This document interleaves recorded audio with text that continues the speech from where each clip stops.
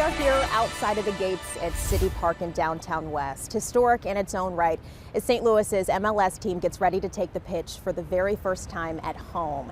These very grounds, though, have their own history. They were once home to one of the predominantly black neighborhoods in the city. And now these pillars stand, the sands of time forever marking what was once Mill Creek Valley.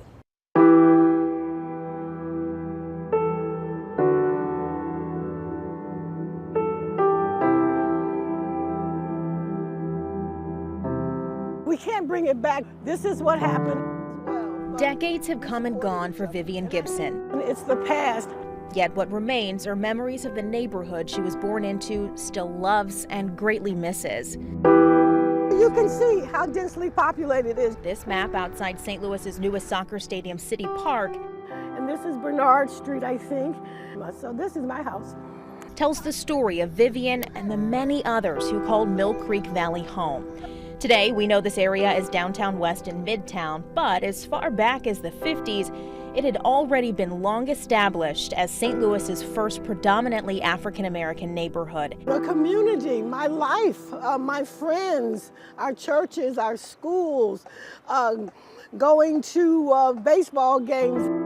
Mill Creek Valley sat exactly where many will soon watch soccer, visit Union Station, or maybe even see a basketball game at Chaffetz. For 54 blocks, 20th on the west to Grand, Olive on the north, and then the rail yards on the south, it filled much of St. Louis's central corridor. It was a pretty inclusive community. Gibson put her memories of growing up in the African-American neighborhood into this book, The Last Children of Mill Creek. She tells the stories about her parents, 7 siblings, and grandmother, all who lived in an 800-square-foot row house. You can see how densely populated it is. You had friends, you played in the streets. Gibson writes from the viewpoint of a young girl growing up in segregated St. Louis as she watched her home ripped away under the guise of urban renewal. I've had a long-standing interest in Mill Creek because my family was there. Gwen Moore is a Missouri History Museum historian looking at the neighborhood's history from the turn of the century to 1959 when the first building came down. We're looking at what happened after that building came down, after they tore down all those buildings. It was like about 5,000 buildings that they tore down. Moore says the idea to demolish Mill Creek came amid concerns about St. Louis's dwindling population and the overall look of downtown. And of course, it was characterized as a slum. The Chamber of Commerce, the real estate exchange, one of the things that they were always saying is like when people get off the train at Union Station, what do they see? They see this black neighborhood here.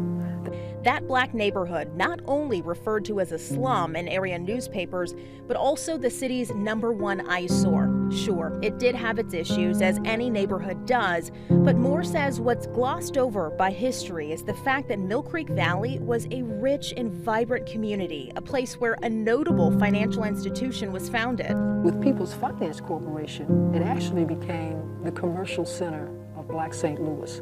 Joseph Mitchell said that it was the first commercial building built by black people in the country, and it was located in Mill Creek, right where Wells Fargo Advisors is today. Moore says the People's Finance Corporation had dozens of offices, a rooftop garden, even a ballroom. Doesn't sound like a slum to me. Everything, though, started to change in the mid-50s. City and county voters gave approval in '55 for a $10 million slum clearance bond issue. In '59, the first wrecking ball hit.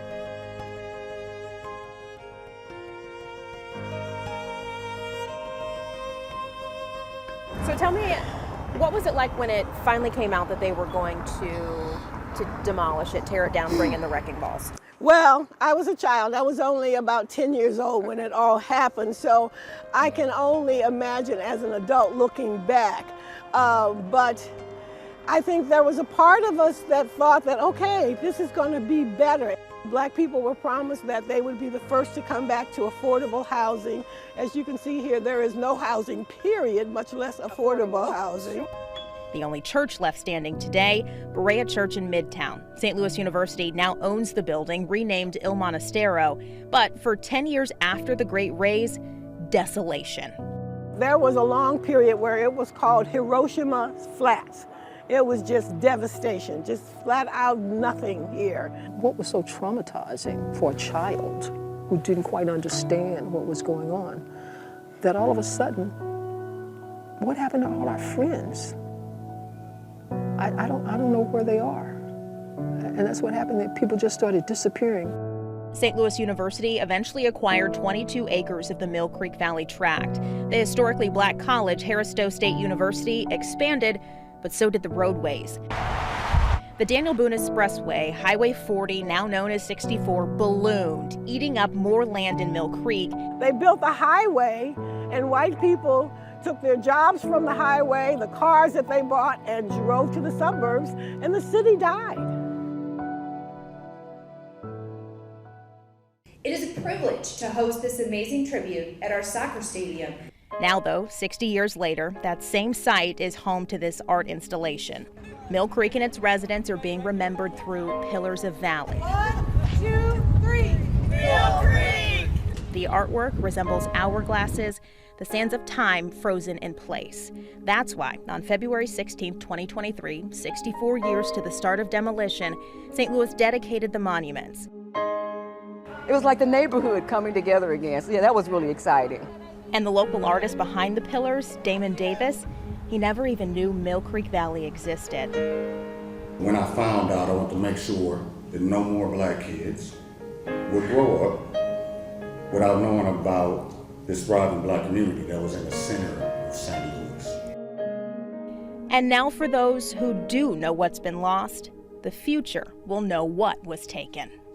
And we lived in this segregated society that restricted us, contained us, but we still created something that was really special. We can't bring it back, but we can certainly learn from our past. And I think that's what's most important.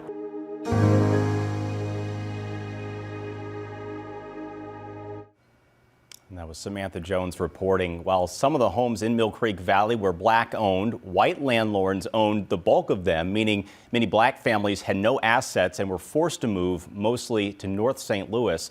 The Missouri History Museum is working on an exhibit commemorating Mill Creek Valley and the people who called the neighborhood home. That's expected to open to the public in 2025.